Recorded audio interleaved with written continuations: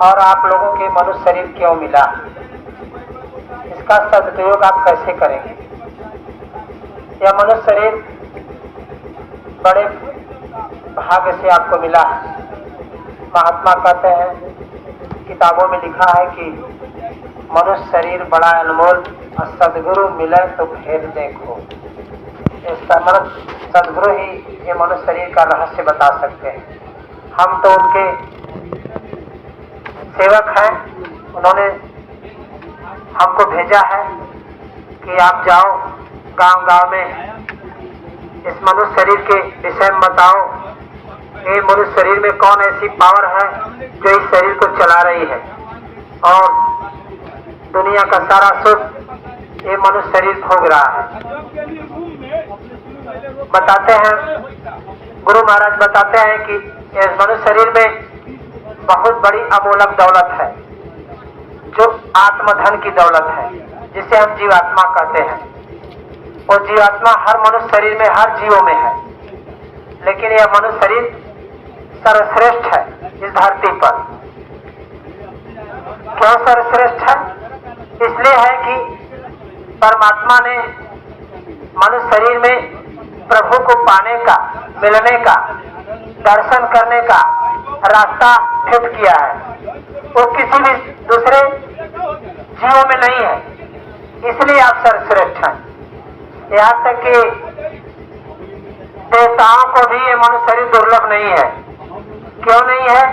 क्योंकि उनके में प्रभु को पाने का, भजन करने का रास्ता नहीं है, इसलिए वो तरसते हैं। किताबों में लिखा है, बड़े भाग्य मानुष तन पावा, असुर दुर्लभ सदग्रंथ ही गावा।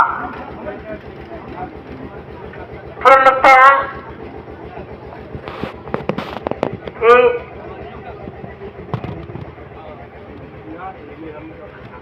और गुरु महाराज इसी जीवात्मा की पूजा करने के लिए, जीवात्मा का भजन करने के लिए आपको अपने यहाँ बुला रहे हैं।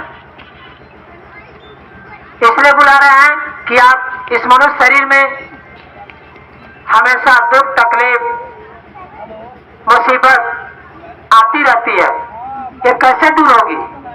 ये आपके मनुष्य शरीर में कर्म रोग है। कर्म रोग क्या है? कर्म रोग जन्म जन्म का हमने जो कर्म किया है, इसी श्वासों पर लगा हुआ है। आपके शरीर में जो दुख है, तकलीफ है, बीमारी है, प्रेत बाधाएं शरीर पर सवार हो जा रही हैं, उनसे आपको आराम मिलेगा। क्योंकि आपके ऊपर, आपकी जीवात्मा पर कई जन्मों का कर्म लगा हुआ है, इसलिए वो कर्म रोग हो गया है। वो कर्म रोग का छुटकारा सिर्फ भजन से ही मिलेगा। दवा खाते हैं, कुछ समय आराम मिलता है या कुछ दिनों तक आराम रहता है, फिर वो दर्द करने लगता है, फिर बीमारी आ जाती है। तो ऐसे समय में आपको भजन करना सबको जरूरी है, लेकिन किसी को रास्ता नहीं मालूम है। वो रास्ता हमारे वक्त के, समय के महापुरुष दुखहर्ता उज्जैन वाले महाराज जी बताएंगे।